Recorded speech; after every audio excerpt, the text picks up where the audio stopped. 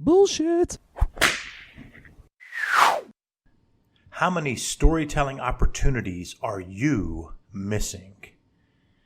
It's the No BS Marketing Show. I'm Dave Mastovich, CEO and founder of Massolutions, the world's only no bullshit marketing firm. Today, we're going to talk about storytelling opportunities and how many are being missed. Storytelling as a communication tool is finally receiving the recognition it deserves. More leaders, more professionals now understand storytelling is an important part of their role. That's the good news. However, most people still don't realize how many storytelling opportunities are right there in front of them on a daily basis. Most people aren't maximizing nearly enough of their storytelling opportunities. Why is that? Because now that they're finally realizing that storytelling is a powerful tool and something they need to do, they're forgetting the infrastructure. They're forgetting the blocking and tackling, to use a football sports analogy. They're forgetting the stuff you need to do to make sure that storytelling works. How do I know this? I've been speaking about the power of storytelling for leaders across the country for about a year. And all over the place when I get into these workshops, usually with C-suite leaders, and by C-suite I mean the chief executive, the chief financial officer, often the head of operations, chief marketing officer, the top HR person, IT, etc. Owners, operators, entrepreneurs, companies big, multi-billion dollars in revenue, small, multi-million in the single digits to 20 million, 30 million in revenues a year. Across the spectrum, first, they're finally being convinced that storytelling is important, but they then just jump right to wanting to tell the story, which is great.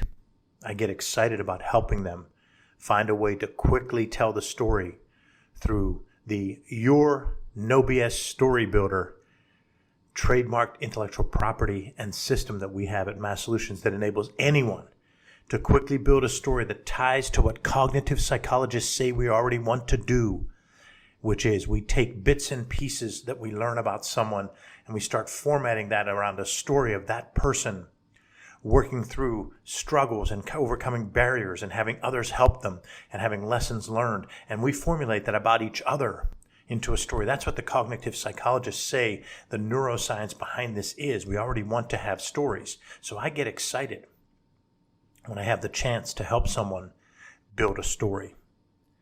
But what they need to do first is take the tracking of their storytelling opportunity inventory, because they aren't realizing how many times right in front of them on a daily basis they could have leveraged the power of storytelling to reach, connect, and engage others. Today, in this podcast, I'm going to go over 9 ways to leverage storytelling to do just that, to reach, connect, and engage others. And there are 9 ways that you already know about, and there are 9 ways that you're neglecting. Each and every one of you are leaving storytelling opportunities on the table. I'm certain of that. The first one is email. The average leader and team member receives 161 emails on a daily basis. Yeah, I know. That makes most of you shudder. Me too. What if we committed to interjecting storytelling in just a third of our email responses? Wouldn't that help us connect with employees, engage customers and prospects more? Of course it would. We all buy on emotion, and stories help convey emotion. We crave connection, and storytelling helps us relate to and connect with others. Here's what you can do. Make an analogy that ties back to your core values in an email response. Use an anecdote to make a point about a unique differentiator that your company has over the competition. Bring your personality into some responses by adding a brief story. I'm not suggesting you write a chapter in an email. In fact, clarity and brevity are key tenets of successful storytelling. You can make a big impact with a short, brief story. Try it. Start off doing it in 1 out of 10 email responses. You'll quickly see that you want and need to do it more. The second one are meetings. Zoom and other. I say Zoom and other because obviously there's competitors to Zoom, but also other means we're eventually going to get back to more meetings in the workplace, more face-to-face meetings. But Zoom and other, leaders and individual contributors tend to have 3 to 4 meetings a day that are formal structured meetings. The actual statistic from a Harvard Business Review study is 3.5 meetings per day. Why not leverage the power of storytelling in each of those meetings? Ask attendees to tell a brief story in 2 minutes or less. You pick the subject. So maybe the first meeting has 5 people in it. And you say to all of them, we're going to go around the room and we're going to tell a customer success story that's 2 minutes or less. If 5 people are in the meeting, each person will hear stories that they haven't heard before. In 10 minutes, the group learns and is engaged more because stories are engaging and we're going from person to person and we're telling them you have to keep them brief. Some people will keep them down to a minute, minute and a half. Some will be right around 2. You'll have a laggard or 2 that goes to beyond 2 minutes and maybe gets to 3.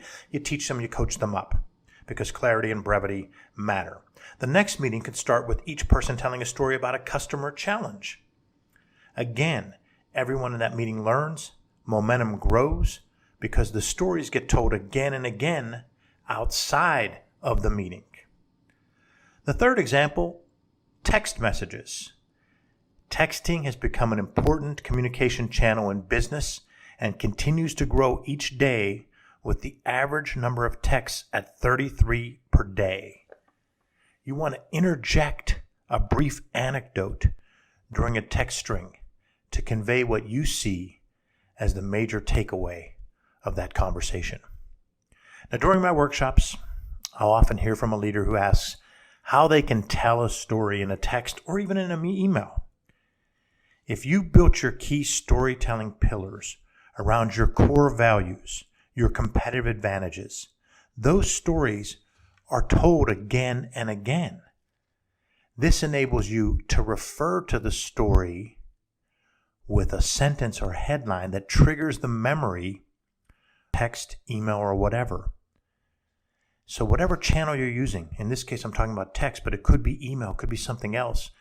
Because you've told these key stories again and again, and these anecdotes become memorable, just like the ones at your family gatherings around holidays and special events.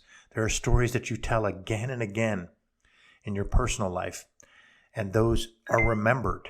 And so just like that, we want to make sure that if you've told those core stories again and again, your customers, prospects, centers of influence, and your employees all will know that story by one quick phrase. Many of you have heard me talk about the issue, not the instance. The issue, not the instance. And what do I mean by that? I say that a lot of times we as humans make excuses based on what happened in that one particular instance. So let's take, for example, someone that isn't good at planning their day and isn't good at scheduling. They end up being late for a lot of meetings and events and things that they're doing. Each time there's something relevant to it. My dog ate the homework. My car broke down. I ran out of gas. There was traffic. I was sick. So-and-so didn't get me what I needed. My boss gave me the deadline late. Okay, each of those instances might have been true, but the issue in this particular case, the issue is that that person doesn't plan well and doesn't prioritize well. So all along the things that happen in your life, there are instances. And each of these instances might tie to a different issue. There might be 3, 5, 7 issues that we all have to work through to get better and grow personally and to grow professionally. So I use the phrase, the issue, not the instance. So anyone who's been on my team has heard the issue, not the instance. And that team could have been in the workplace. That team could be in the community organizations I'm a part of. That team could have been the basketball teams I've coached or the football teams I've coached. The issue, not the instance, is brought up by me a lot. You have your own phrases, your own stories that you tell again and again. So when you tell them again and again, your audience begins to know them. So at Mass Solutions, anyone can use the phrase, it's really the issue, not the instance. Let's focus on the issue. And so that's an example that I give you. Not saying that you should use the issue, not the instance. I'm saying you already have your version of that for some story you tell again and again and again. Item number 4, the phone. Yes, that smartphone can still be used as a phone. I know some of you are skeptical that your phone might work as a phone, especially some of our younger audience. But leaders average 6 phone calls per day. You can incorporate storytelling into these calls. When you have a voicemail, so in some instances, just leave a voicemail. When you have a voicemail and you leave a voicemail, your smartphone transcribes your message, which gives your target both audio and voice inflection, but the written part when they see the transcription. Inflection matters, and that's why the audio can matter and having the voicemail. It conveys emotion and emphasizes the key elements of your story, the major takeaways. It's actually smart to use the smartphone as a phone. Number 5 is the company blog. Are you individually, personally writing and posting to the company blog as a leader? If not, take the time to put your story out on the company blog. It personalizes your message and makes you more relatable. Your customers, prospects, centers of influence, and team members will know your passion, your mindset, what drives you. This helps build trust and create connections. Each storytelling channel that you use adds to your messaging momentum. So when you combine the blog, the phone, voicemail, text, email, all of those storytelling channels come together, and repetition of your core beliefs and competitive advantages via anecdotes and analogies brings credibility to your leadership and vision. Plus, the company blog can be a hub in your storytelling efforts because the link can be shared in emails by multiple team members. It can be shared through social media channels. All of that increases the exposure of that message to each key target audience. The 6th area, LinkedIn. LinkedIn is a great storytelling vehicle for leaders and individual contributors. Is your LinkedIn profile robust? Are you posting, liking, and sharing relevant stories? Are you incorporating your company's success stories into your LinkedIn presence? LinkedIn provides a great opportunity for leaders to tell their story, to build relationships, to increase awareness of the company and their personal brand, to articulate what makes them and the company unique. We focus a lot on LinkedIn with our clients because we know it works. And we even have our LinkedIn Maximizer, which is a program we put together as part of our C2C marketing, C2C storytelling. And that's C-suite to C-suite storytelling, which is really our way of saying a networking storytelling program for mid-level managers, upper-level managers, executives, and individual contributors. That's how much we believe in this type of storytelling, and LinkedIn's important. Now, number 7 is presentations. Instead of reading from a long slide in a deck, which you personally don't like when you're in the audience, use stories around an image or a phrase to convey the strategy. Incorporate anecdotes and analogies into team meetings and external business development presentations. So you're using one big image, one big idea on a slide, and you're talking about that with an anecdote or an analogy to make your point. People buy on emotion. You're selling your vision, you're selling your strategies, both internally and externally. And people buy on emotion, whether they're buying ideas or material things or whatever. Make it memorable by telling stories. Number 8, InPerson Encounters. Pre-COVID-19, the study showed that we averaged 27 in-person encounters per day. 27 in-person encounters per day. And I'm not talking about those 3.5 meetings that have people at them. I'm saying outside of meetings, we're walking around the company, we're going to an event, we're meeting up with people. 27 in-person encounters per day. How many of those in-person storytelling opportunities were you leveraging pre-COVID? How often were you prepared to use an anecdote to make a key point tied to your company's core values? How often did you make an analogy to emphasize one of your company's competitive advantages? Are you tying stories back to your strategic plan? Because your story is your strategy, whether you like it or not. Because if you don't articulate your strategy, whatever story is being told about your company is what's perceived as your strategy. So your story is your strategy. So you need to tell your story around your strategy. Number 9 is B to E storytelling. You also need to focus on business to employee storytelling because it helps with the 3 R's of company growth. The first R is results.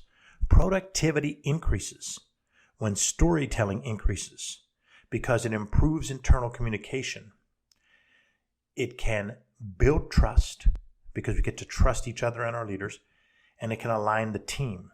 Second R is retention. You want to keep your peak performing employees. You want to keep them productive. You want to keep them engaged. They want to understand the why, the big picture. Stories convey the why. Stories make the why understandable. Stories make the why memorable. The third R is recruitment. When potential employees are choosing where to work, they can easily compare the concrete numbers around compensation and benefits. Oh, this place is paying me X. This place is paying me X minus $2,000. Their benefits are this. Theirs are benefits plus 1%. This is all looking kind of equal. My drive's 18 minutes here. It's 20 minutes there. Your storytelling is what can set you apart because you explain the company culture and what makes you and your company different. And you do that via anecdotes and analogies. Anecdotes and analogies. Those are the 9 ways that you're currently missing storytelling opportunities in each of those 9. And I gave you the tips on how to start maximizing the storytelling opportunities in those 9 that you're leaving on the table. You can leverage the power of storytelling more every day. You need to commit to do it starting right now. Build your own storytelling opportunity inventory to maximize each of the 9 areas. Create your stories with anecdotes and analogies. Tell them again and again to each of your key target audiences. Now, we've built our Massolutions storytelling opportunity inventory, and you can send that for that. We will send you a PDF of the storytelling opportunity inventory document that just gives you the quick cheat sheet to map out what the channel is. The channel could be in person. The channel could be BD storytelling. You map out who is the target of that particular story. You read what the story is going to be, what the goal is, and what that channel is going to be. This is all a part of our storytelling opportunity maximizer, the inventory. So it's a storytelling opportunity inventory module. You can maximize and understand your storytelling opportunities better. Shoot me an email at dave@massolutions.biz. I'll send you your electronic version of the storytelling opportunity inventory document. Just a nice way to get you comfortable with putting it all out in front of you. What is your storytelling opportunity inventory? How are you going to maximize that storytelling opportunity based on all the stuff in that inventory document? Again, send me an email, dave@massolutions.biz, and you get that at no obligation, a free value add for you. And thank you, our loyal No BSers, for listening to today's episode. And I want to remind you to ask yourself, what's the big idea? And build your story around the answer. It's all about bold solutions, no BS. BS. BS.